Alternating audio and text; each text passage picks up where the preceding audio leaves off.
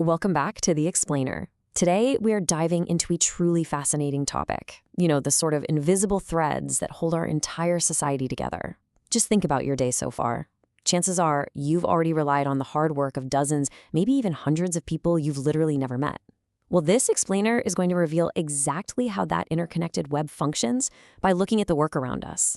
I promise, once you start seeing the world this way, you realize just how linked we all really are. Okay, here's a quick look at our roadmap. We're going to cover 1. What makes a community, 2. The providers, which are our farmers, 3. The protectors, our soldiers, 4. The guides, meaning teachers, and 5. We'll wrap up with the dignity of labor. So let's jump right into part 1. What makes a community? To start, let's establish a really clear baseline. A community is, quite simply, a group of people who live in the exact same area. That could be your city, your town, or even just your immediate neighborhood. It's basically the shared physical and social space where our lives intersect. Every single one of us lives in a community, and it's within this shared space that we constantly rely on one another. And this interconnectedness is perfectly illustrated by the people who provide services to promote our everyday well-being. Think about a firefighter rushing to put out a blaze, a mechanic getting your car back on the road, or a postman dropping off your mail. We call these folks community helpers. And let's be real, without these essential everyday heroes, the comfortable lives we lead would just come to a grinding halt. Moving right along to part 2, the providers, our farmers. When it comes down to it, farmers provide the most foundational service of all. They literally grow the food for the country. Next time you sit down for a meal, think about the farmers out there working the fields, sometimes even using oxen to grow all kinds of fruits and vegetables. They cultivate those vital staple crops we completely depend on, like rice, wheat, and maize. Their dedication is what makes our lives comfortable and frankly possible. Okay, time for our first word gem of the explainer. The word is domesticate. To domesticate basically means to raise animals for milk and meat. You see, farmers don't just grow plants. A lot of them domesticate animals too. By raising cows, goats, and poultry, they ensure the entire community has access to essential resources like milk and meat. It's an absolutely massive, year-round undertaking. Which brings us to part 3, the protectors, our soldiers. Now, when we say soldiers, you probably immediately picture brave individuals out there protecting the country's borders from external threats. And while that border defense is a primary and incredibly dangerous role, their service to the community goes way, way beyond that. When natural disasters strike, soldiers are very often the first ones on the scene. They step up in huge ways to rescue affected people and deliver critical medical aid and relief supplies. Here's our second word gem, army. An army is defined as a large group of soldiers who fight the enemies of their country. The brave men and women we just talked about make up this army, working together in a highly disciplined, organized structure to keep the wider community safe. So you might be wondering why I'm bringing up the number 15. Well, here is a fantastic knowledge trek fact for you. Did you know the Indian Army is actually one of the largest armies in the entire world? It's true. And because of their immense service, the country celebrates Army Day every single year on January 15th. It's a day specifically dedicated to pausing and honoring these ultimate protectors of our community. All right, let's look at part 4, the guides, our teachers.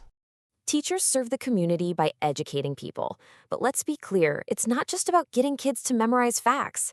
They teach us a massive variety of things, everything from foundational skills like reading and writing to creative outlets like art and crafts, all the way to advanced critical thinking skills like debating. By guiding and encouraging us, teachers really help us become better, more capable citizens. And that brings us to another key number to remember, 5. Just like we have a day to honor our soldiers, we absolutely need a day to honor our teachers. So we celebrate Teachers' Day on September 5th every year. It's a moment to really recognize the generational impact these community helpers have on our lives and the future of our society. Finally, let's pull it all together in part 5, the dignity of labor. I want to pause here and ask you a pretty pivotal question, and I want you to think about it honestly. Do we respect all workers equally? In any community, people depend on each other for completely different needs. And because we are so mutually dependent, the services provided by all community helpers are incredibly important. But does our everyday respect always reflect that? Think about it. Whether it's a young boy cheerfully saying good morning for a street sweeper, or a soldier actively fighting on the borders, we have to understand that every type of work matters. No job is inherently more or less important than another. I mean, if the sweepers suddenly stopped doing their job, our environment would become unhealthy and completely unlivable in no time. And this brings us to our final word gem, dignity. Dignity simply means deserving respect. When you combine that with labor, you get the dignity of labor, which is basically the golden rule of a healthy community. It means that every single worker deserves equal respect. We should absolutely give the exact same level of respect to the person cleaning the dustbins as we give to the doctor, the teacher, or the farmer. Let's actually test this out with a quick mini game. Let's look at a few scenarios.